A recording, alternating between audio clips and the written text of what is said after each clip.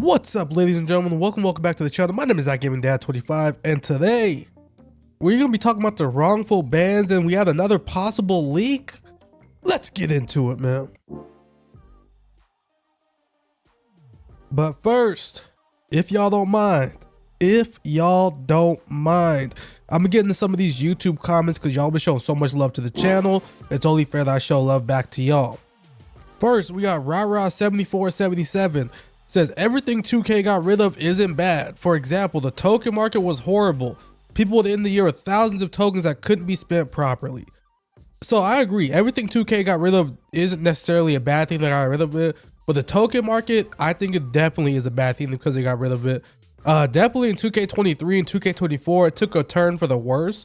Like 2K23 was mainly just used just to complete the trophy case, which ties into not everything should be revolved around one thing. And 2K24 was kind of BS also, but the years before that, the token market actually had unique cards in the glitch market. You know, the glitch market was a huge part of the game, so they should have went back to that, not removed the whole thing. They should have went back to the way it used to be, where it was like a tier system, you got actual unique cards from it. But the newer ones, bad, older ones, not bad at all, in my opinion. Let me know down below, do you agree? Next, we got my boy Show. As always, just because we disagree on something does not mean there's any hate. You know, we can agree to disagree, but I'm going to get my opinion on his comment. He said, in quotes, "To be determined, give them time." Come on, man. Tell me one thing that is good, equal to, or close to what we used to get. So here's what I mean when I say let's give 2K time, okay? Last year, I'm in the unpopular opinion. Last year, prior to season 4, I hated the game, right? I did not like the player market.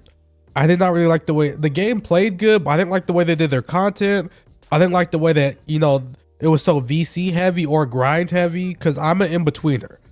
But post season 4, when they started doing the 100 overall cards, they made the game so good as far as content that even with the 100 overalls, it was hard to ignore the game. I set out season 6 based on the fact that there was 100 overalls in the game and it was so heavily based on that. And I missed Glenn Rice. I missed, you know, all the first set of the weekly grinds. So I got back into it and the game was so good after season 6. There was weekly grinds every week with some of the better cards in the game. The content was good outside of the 100 overall cards or eventually GOAT cards and invincible cards. That the game was good, but that for me started after season 4. So do I think this game is in a good spot? No. Do I think the game's going to get into a good spot? I have no clue. But what I'm saying is, if you would have asked me the same question last year, I would have said I didn't like the game the way you guys are saying you don't like the game this year. I actually, at this point, I like the game more than I did last year. So all I'm saying is, if they were able to flip it around, even though we hated the 100 overalls, don't get me wrong, they were completely wrong for that, but they flipped around the content so well and gave us so much grindable content that I'm not going to say they're not going to be able to do that this year. Flame me in the comments if you want. Call me meat rider if you want to do that. I'm just saying I'm not convinced that the game is going to be bad all year. Just, you know, let me know. Am I wrong? Lastly, my boy Bob Duffy says, "Happy New Year's, Dad. Hey, when do you think's the best time or day to sell my Opal J.R. Smith?" So this is something I need to do more often. Also, I need to take questions from you guys that I can't necessarily answer. I am not an auction hall guru. One thing I do know is when you are going to post them, make sure that it's not going to end around the same time as another J.R. Smith. So if you're going to post it for 4 hours, check 4 hours in advance and make sure there's none that are like at 4 hours and 2 minutes or anything like that. That's the only advice I can give you guys. But can anybody give my boy Bob some tips down below on when's the best time to sell cards? When should he post a J.R. Smith? What should he look out for? Stuff like that. It'd be much appreciated. All right, let's get into Community Corner where we tackle some of the hot topics around Twitter and give our opinions on them. And boy, do we got some ish today, guys. We got some hot ones coming in today. Let's start with the leaks. Supposedly, this is the leak that's going to be dropping on Friday. Apparently, these are going to be Evo sets. That's going to have the Ben Simmons, the Hidden Gems Ben Simmons. That's a diamond. It's going to evolve to a pink diamond. A Jaden McDaniels, a Tim Duncan, a Mikal Bridges, and Kevin Durant. So I think someone took advantage of the fact that we just had some correct leaks and wanted to, you know, cause some chaos around the community. I don't think these are right. And here's why. First things first, Kevin Durant is already an opal, whereas Tim Duncan's a diamond, Ben Simmons is a diamond, Jaden McDaniels is a 92 overall, same with Mikal Bridges is a 92 overall. So why would Kevin Durant already be an opal and the other ones be evos? That's one. Two, why would Jaden McDaniels go from 92 all the way up to 96 unless there's two evos? Same with Mikal Bridges. That's two. And three, TK made a good point. TK is a good content critic. Be sure to go check him out. He said fake. They wouldn't use a hidden gem card art for every card. They'll update it. Facts. So if this was an actual post that was supposed to be made for 2K, the card arts would have been updated like every hidden gems card is. Now, the main reason I believed it at first is because all year I've seen that Ben Simmons card and just thought, man, this card is bad. Now, on defense, it's amazing, but it's like he has like what, like 40 midi and like 45 3, something crazy like that. And I just thought, like, man, they really made this card bad. So when I saw that this was supposedly gonna be the Evo set, I thought, okay, boom, that makes sense. There's no way that card was actually supposed to be that bad. He's gonna Evo into a 3-point shooter. Makes sense. But then it's just, when you really sit and think about it, if this set drops, don't get me wrong, Ben Simmons is coming home day one. I'll tell you that. But there's just too many things saying this is a lie. The first leak was not this. It was just a write out.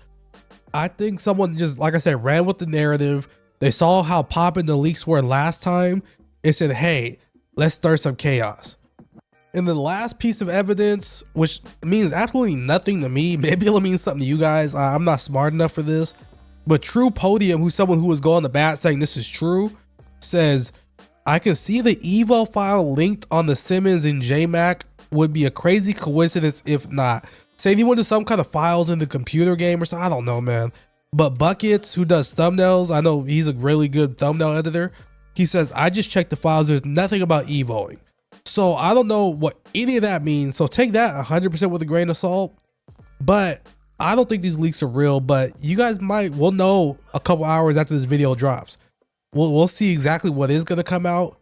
And I might be wrong. I might be right. But flame me down below if I'm wrong, or let me know if I'm right. All right, the next meaning of business. A friend of the channel, All City Big Heck, got banned.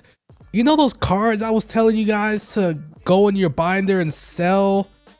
Yeah, he got banned for that. So if that hits you guys, I apologize. I really hope it didn't. If it did, let me know. Maybe I can help you get unbanned. I don't got ties like that, but I seen how Big Heck did it, and maybe I might be able to help it get through. He said, banned for selling hot in-demand items in the auction house. This game's cooked. Don't even know what to do in the situation. It bans you from the whole game.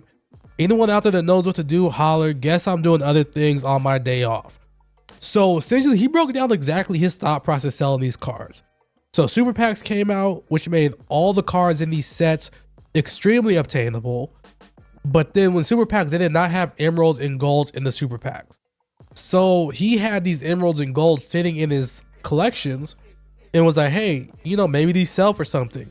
People are trying to lock in sets because they got all the other cards from the set in the Super Packs. But now they're saying they're missing these golds and these emeralds. And that's where supply and demand comes in. And he got banned for it. Now, he did follow up saying, I'm back. Thanks to It's Evan CC for bailing out on the holiday. Much love to the community members that showed support and vouched for me. DBG responded, which DBG, I hope this is like, cause not considered malice towards All City Big Heck, because DBG, I'm sure didn't mean any shade towards him. DBG is kind of just tweeting for the greater good of the community, in my opinion.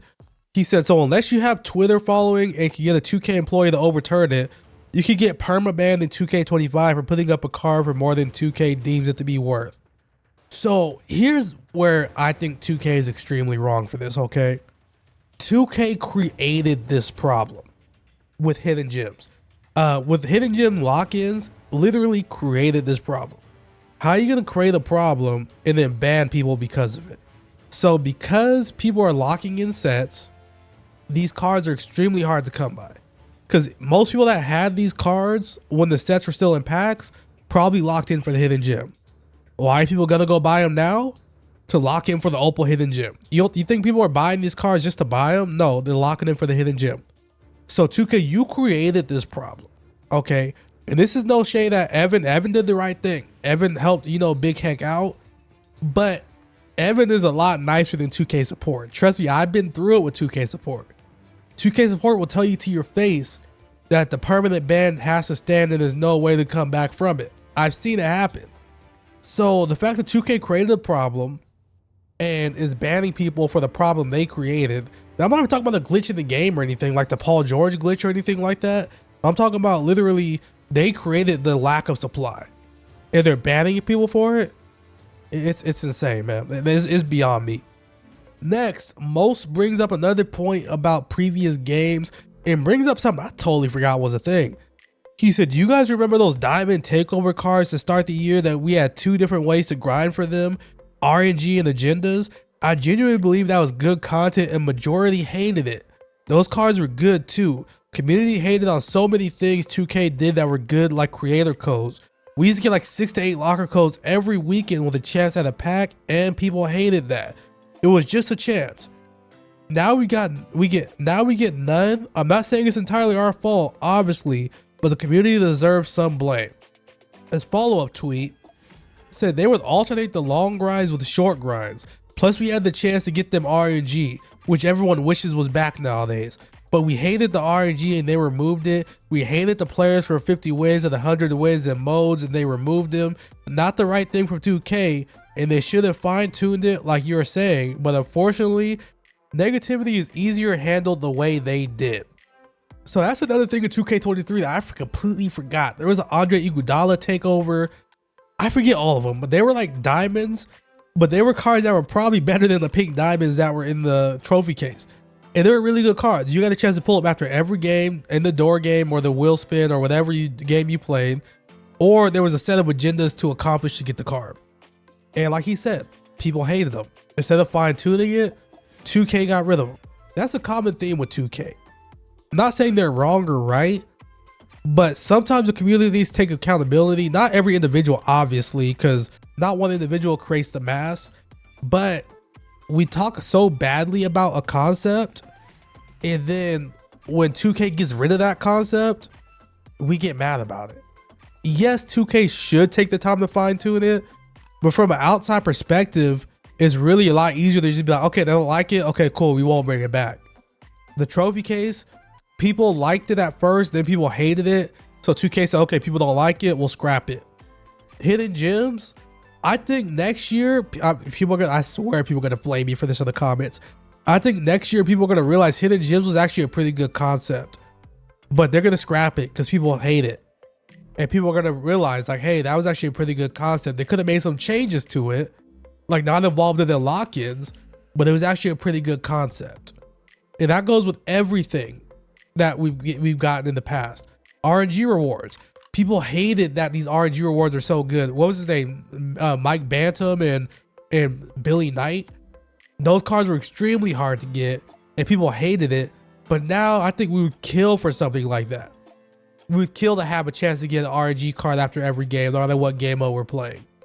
So the moral of the story is both sides are wrong. 2K, you can fine tune these things, but the community needs to realize like, for every RNG reward, we're mad that nobody's pulled them and they're hard to pull. Nothing's going to be handed to you. Could it be a little bit easier to get 100%? But I think people want it handed to them, which is never going to happen. The trophy case, people hated how hard it was to grind. Nothing's going to be handed to you. And let's just take a step back and look at some of the things 2K has done. And instead of saying that was wrong, just say like, how could it have been fine-tuned? That's just my take. All right, let's get into this content. 2K gave us 2 pieces of content yesterday. We're going to start with the bad. So 2K gave us a grind for 292 plus premium packs. No, 2K, at this point in the game, and don't get me wrong, if you watch the podcast, I was actually saying that I didn't mind the fact that the Sunday grinds were diamonds still, because they were giving us the best diamonds in the game. We were getting Rui, we were getting Jack Sigma, we were getting cards that actually play. And I think all those Sunday grinds, the cards for the time played. And soon we're probably gonna get Triple J and Paolo at some point. And I don't mind that we're getting diamonds because they're cherry picking good diamonds. This, a 92 plus premium pack, you're gonna pull Kevin Duckworth or cards that are at this point unplayable. For randomized content, it's gotta be pink diamond or higher at this point of the year. It's just like, that's not, I mean, granted, that's not really helping anybody except for people that are new to the game. But people that are new to the game aren't gonna be able to do the challenges because you have to do challenges in every game mode. People that are new to the game don't want to go to the showdown. They don't want to go to the park. People running free agent cards in the park. They could do like the breakout and maybe salary cap, but they don't even know how to build a good salary cap lineup. This content, just saying it, 2K. They're saying that we can't be giving out random diamonds as rewards. The second content, we got a new snowman set, which is always a W in my opinion. I think it goes for a pink diamond this time around. Now, granted, you can't fully grind Kawhi just based off these agendas, but they help. I think at this point, if you do all the agendas, you get like one full opal, which isn't a ton, don't get me wrong, but it's nice. If you would have did this and did the Sunday grind, that gives you 3 opals. 7 away from Kawhi is still a lot, but it helps. I think Kawhi I still stand on it. Kawhi is grindable if that's your main goal. If you're willing to spend the MTU, get on packs to try and get more snowmen, then I think it's a W. You could get Kawhi 100%. Let's get into the moments of the day. We're going to be going to a historical moment this time around. But before we do this moment of the day, do me a favor, sit back. If you made it this far in the video, it's a new year, baby. Give me your best memory of the year last year. Comment that down below. Our moment of the day is a past moment from actually last year. Cleveland Cavaliers guard Donovan Mitchell sets a franchise record of 71 points, most by any player in 17 years, as the Cavaliers rallied from 21 to beat the Chicago Bulls. The only reason I think this is so notable is because you hold the record for most points as a Cavalier in LeBron City, the highest scorer of all time. That's kind of dope if you ask me, especially what the Cavaliers are doing now. It's good to see him still there doing this thing. Shout out to Donovan Mitchell. That's gonna wrap up today's video. As always, I appreciate y'all making it all the way through. Happy New Year's to all of you guys. Since I didn't post a video yesterday, be sure to drop a comment down below if you want to be featured in the next video.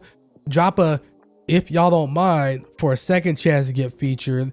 And if you haven't already, hit that subscribe button. But if you have, don't hit it again, because if you hit it again, you're gonna unsubscribe, and we don't want that. As always, y'all be safe. Peace.